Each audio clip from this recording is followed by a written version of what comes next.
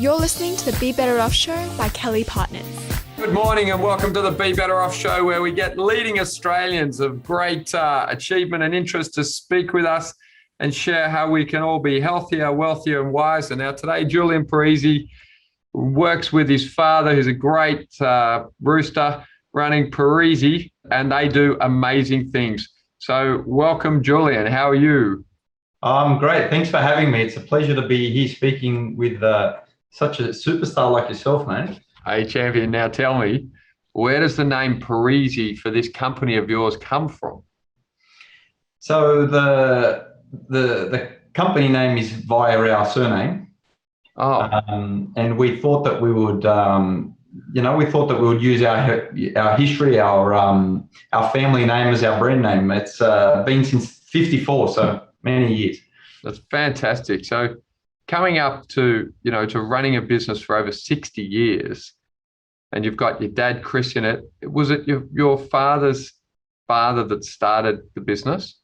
Yeah, correct. So my family were originally retailers in the inner west of Sydney, many years ago, and initially my grandfather progressed on to my father and his two brothers getting involved, where they moved the retail side of the business over to the eastern suburbs, to Rose Bay. Yeah. They then expanded from a smaller site into a larger site in Rose Bay, in just off New South Head Road. It's called Dover Road. And then from that point, actually 11 years ago, they had moved on and retired, and we'll get to that point. But then my father and I had progressed and reignited the brand name fresh again with a total from a different dimension, basically addressing where we felt there was a gap in the fresh produce industry. So what was that gap, Julian, and how did you were working at that time, I think, in banking, is that right? Yeah, correct. So I was at Goldman Sachs JB Were, as a young analyst, very keen to sort of make a mark on the world, of course, like many young migrant kids. Studied, worked hard for uni, then was lucky enough to earn a spot at Goldman's, and from there learned so much over 6 years and was placed in different areas. A dominant part of my time started in futures, on the futures desk, and literally writing down settlement trades, and worked through into private wealth, and spent a lot of time actually on the strategic financial management side, so structuring and on the tax side actually. Yeah, and then from there was an opportunity. So the gap, to answer your question, there was an opportunity that arose with Crown in Melbourne. Yeah. They had issues with sourcing good quality produce. We were approached. So at that time, my father was approached to see how he could tackle that. And that was jointly with another successful family who were more serving Woolworths and Coles at the time, the Moratis family. Might be familiar with them. Yeah. And collectively, the two families joined together and started servicing Crown in Melbourne. From that point, we then secured a site in Sydney Fish Market, which we still operate today. And the family they had redeveloped the site in Rose Bay, leased out to Chemist Warehouse, and then rebuilt Parisi Food Hall, which is currently being operated by another party, but under our name. So the family still, got the building and the property, the land rights to those sites, but no longer operating that store in Rose Bay. Coming back to the hole that we saw, so off the back of Crown not being able to secure great produce and the service component to go with it, we then set aside in Sydney and said, well, if there's an issue in Melbourne, there must be also an issue here in Sydney, So we ventured out, and from a long-standing relationship with the Hems family, we reached out to them, and they were also having some issues with produce. They gave us 10% of their business within 6 weeks. We were doing 50% within 6 months. We were doing 85-90% of their business. Still today, we still do around those numbers. Added to that client base from a wholesale point of view is, we do Think Group, which is, arguably they've got some of the best chefs in the country. We do, we had worked very closely with Rockpool Group, with Neil Perry's restaurants, of which very exciting. He's opening Margaret very soon. Fantastic. Yeah, it is fantastic. You know, and we do great restaurants like, you know, Catalina and so Continental Deli CBD, guys who are doing things very different. Sammy Jr., I'm not sure if you're familiar with them from the bar industry. They're doing Yeah. things. What do you do with people? I just heard of these Sammy Junior guys. Their Instagram looks amazing. I haven't been down there, but I met the guy the other day. I think they're running the bar that's in the new Adina in the city. Mate, you're all over it. Yeah, I met the guy there. They're about to open. Lovely guy. And what do you do with the bars? You probably met with Vince, maybe Vinny, or one of the Italian guys, maybe background Italian. Yeah, the guy, they're literally just setting up the bar up in the restaurant, up in the top. There's a piano bar one side, bar restaurant the other. And as I'm inclined to do, I said, "Hey mate, what are you doing? He had some very interesting Averna and things, you know, Sicilian aperitivo on the bar." And I was like, "Okay, this is not what you normally see. What are you guys up to?" And then he started telling me, and I was looking on my Instagram with him. Very, very interesting. So are you guys doing liquor, or are you doing the food in there, or? Yeah. So we identified that off the back of serving restaurants, there was a dominant bar focus, which bars who are serving good quality cocktails. It's serving really high quality little nibbles and things, yeah? Absolutely. And what goes with those cocktails is there is a need for fresh pressed juices on a daily basis. So I'm talking about like when you go and have a drink at maybe Sammy or Hemisphere, you know, or Four Pillars Distillery have got a great one that they're operating as well in the West. So they're requiring product which they need it to be super fresh. For example, pure ginger juice. So they turn that in for a penicillin. They'll turn that into a honey ginger syrup, of which they need that for their penicillin. So there's so many different products that they need in juicing, like yuzu. We're doing fresh yuzu, you know, so that can be with the gin. Yeah. Okay. And then are you doing like a lot of them are serving sort of some pecorino cheese and some breadsticks and this sort of stuff with their cocktails? Are you guys providing that sort of thing? We're not along the cheeses, but things like dry muscatels are a big one for them. We're handling now and we started doing 10 and 20 flowers a day. Now we do 2,000 to 3,000 flowers. So what's that about? What is this putting flour on my food business? I'm like, do I eat it? Do I admire it? Well, I think that it's meant to be a bit of an edible garnish. So, you know, for we all know that Instagram, you mentioned, is a big part of people's lives these days, and anything that is Instagrammable is creating attention, it's creating hype, and that's part of that focus, you know. And clearly, by the volumes of late, those numbers are really interesting. Yeah. Let me ask you. You know, I think it's multi-generational businesses are really interesting, and you know, your dad, who I know is, you know, small personality, not very driven type of guy, so easy to work with, no doubt. That's a joke, so it's an in-joke for our listeners. But Julian's dad, Chris, a wonderful guy, very driven, smart, big personality, great guy. But Julian, in coming into a business with your dad and combining forces with a young bull, old herbal type of scenario, how did you get your heads together? And you have worked very successfully together. You know, how do you do that? Yeah.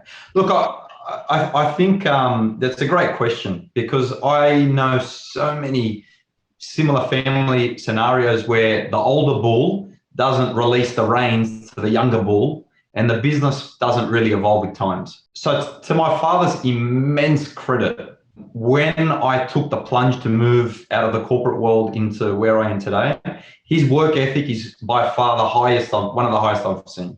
So he spent every minute of every day, didn't matter if it was a Monday to Sunday, teaching me what I needed to know. And it took, I reckon it was 2 years of every day of our lives. And we were living together at that point. I was 26 years old, of teaching me everything he knew about the industry. That was from buying all the way through the process of going direct to farms and retailing, and how to speak to a great, you know, someone of affluence like Brett Kelly, and all the way through the system. And I think once he saw that I was at a stage where I could take the front foot, he had faith in me, which is an amazing feeling for a father to give that to the next generation.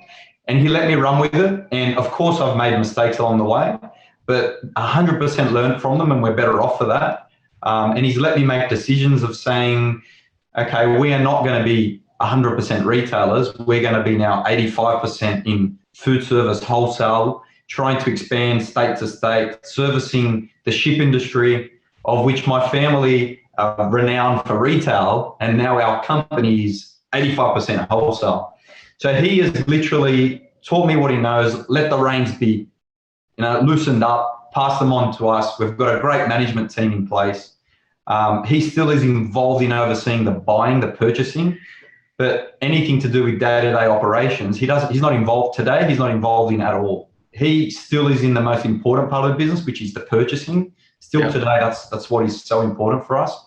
But everything else, as far as bringing on new business, relationship management with our existing clients, he's allowed me to make my mistakes and pass that on. And I think that's out of him being able to feel comfortable that the next generation has got the ability, in addition to bringing on the correct people in managing our company. So I think that those family businesses that aren't able to pass on, that there isn't a sight line, it may be that there isn't the faith in the next generation, or it may be that the older bull doesn't know how to let go. And I think that's really important. And I think that's the catalyst to how we've gotten to where we are today. Yeah, it's interesting. So, I love your dad. I think he's a really wonderful guy and very inspiring lad. And one of the things I've noticed about him, which, people outside families tend to do, and in our line of work, I really turn up as an independent observer, if you like. But he always loved his sports cars, very low, they shall remain nameless, but very low sports cars. And I remember sitting with him, and he was so animated that he switched over his car to something a little classier and more comfortable, not so low. But it really, and I love my cars, but really reflected this willingness to change. People get so stuck in I'm like this, I do this, I can't do that. And I actually took that and, watched him go from his retail, growing out this wholesale, and he's not 21. And so to me, to see him work with you and to be able to make these major shifts at his age, where most people post 50, they just don't, they don't really change. But the most successful people at keeping their families together, in particular as family businesses, do seem to be really open to changing, which I think is a real credit to him and to you. So you get into this business really now, driving, you've got your dad there. I know I've sat in a restaurant with your dad, and his attention to detail around the produce is, I think, a key element to what you've done. And I guess my observation is the standards in life are so important. You go into this business, you've got this guy with very exacting standards, huge work ethic. Are you married now, Julian? Like, how do you sell that to your wife? How do you keep that working when, you don't progress like your dad has and the business had without an extreme level of commitment and very high standards? Yeah, 100% right. So the expectation today, as far as work-life balance, without question, has changed. From when I grew up to what my mother was used to versus, what I hope to be transcending into. I was a keen soccer player when I was a kid, and I think my father came to half a dozen games. It wasn't out of detriment. It was because he was dedicated to his work. And today you try to say, well, if my son or daughter, for that matter, is incredible at or loves to go horse riding, then I want to try and go there with them. I want to spend that time with them, and I'd love to be able to do that. So I think that the big difference is, years ago, the family operated business, you'd work, the three brothers, for example, would be the ones physically stacking the shelves, talking to the customers. In order to get to the next level of work-life balance, and to answer your question, I've got a little daughter that's 9 months and a wife, so married, so I'm living it as we speak. I think that having key people within the business that can take certain roles and responsibilities that allow you to have that time away are paramount. I think that it would not be possible without employing the right people. But with that means a couple of things, Brett. It means they're ambitious people. So let's call it, I've got half a dozen people who are at management level. They are extremely ambitious and could probably go out on their own and do something for themselves. But for me to want to keep them under our umbrella, they need to be, continuously, from not even from a financial point of view, but continuously, improving themselves as people. They want to be teaching younger staff. And then from a financial point of view, year to year, they want to be trying to do better, of course, themselves. So what does that mean? It means that we as a family company need to continually be expanding and finding new opportunities for them so that they are with us for the next 10, 20 years. And my time is spent on absolutely the current operations, but also on what else is there that we can be doing so that those people have got the next, 10 years with us. And I also can have that work-life balance that I desire as well. So I think you're spot on there, Julian, is that, if I often have young, people say to me, I want to go into business for myself. And I always say to them, well, if you do that, you'll definitely go broke. And if you don't go broke, you certainly won't do as well as if you went into business for other people. And so in reality, when you own a business, it's not your business. It's a business that you have to run for your clients. And you have to run it for your best people. And if you don't focus on creating opportunity for your best people, then there's no reason for them to be with you because you're not thinking about how to make them better off. And ultimately, your business can't have forward momentum. And so, to the degree that you focus on the customers and focus on making your best people better off, then they will grow your business and they will find the next opportunities and they'll tell you the things that, they can see and the opportunities. And I think then, like your dad, you've got to be able to give them the space to actually develop those opportunities, for the customers, for themselves and for your business. And I can tell by what you've said that you understand that. And I think, that's why you can see the business really going forward. It's really interesting, but it is a common thing. One of the reasons that people don't go off by themselves is they'd rather be part of a team that's winning. So the question is, are you prepared to lead the team in a way that everyone can win? Yeah, absolutely. And I think you're a great example of achieving all of those things. How many franchises are there now? How many? So there's 16 offices, there's 20 businesses, there's 52 partners, about 280 people. But and Julian, genuinely, it's about finding good people that want to build a business with you and helping them achieve their goals. And if they do, then we know we'll achieve. There's a great old saying, if you help other people achieve their goals, you'll achieve your goals.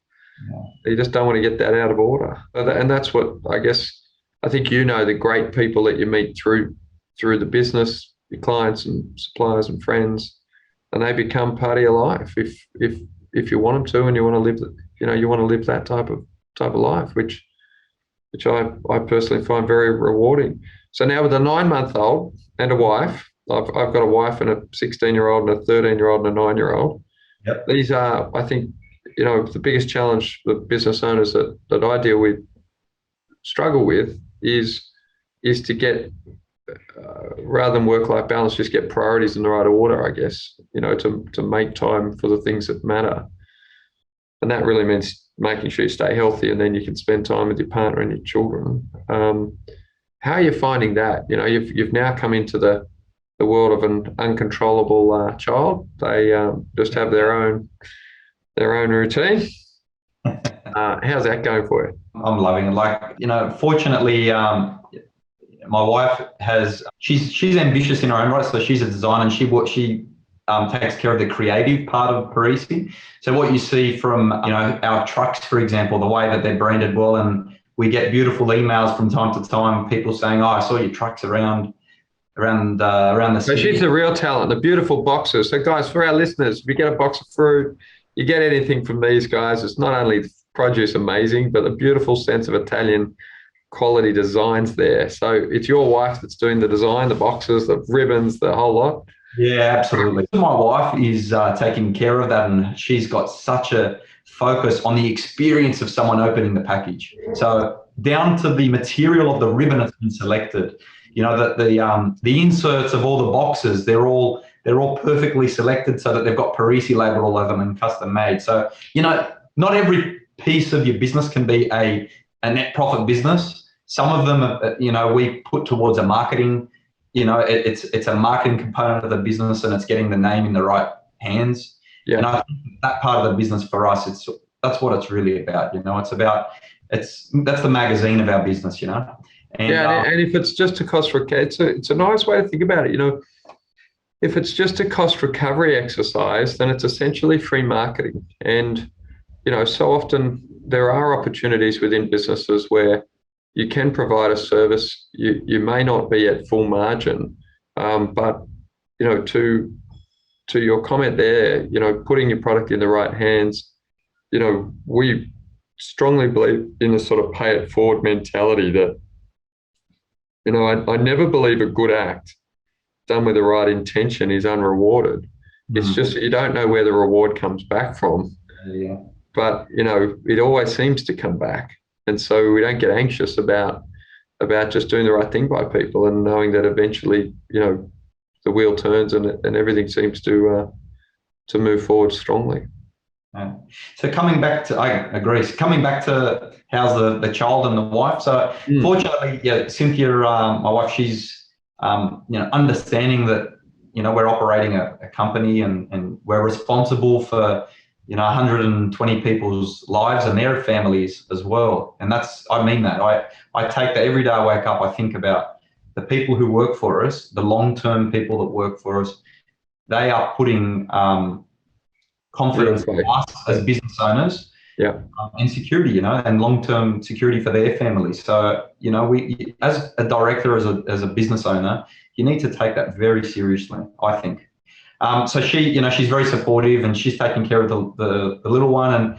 And I tell you that if I knew the pleasures, I know that it's tough with the sleeping hours, the pleasures that a child brings you. I would have had a child 10 years ago. She's, you know, whenever I look at her, she warms my heart, and it's an amazing.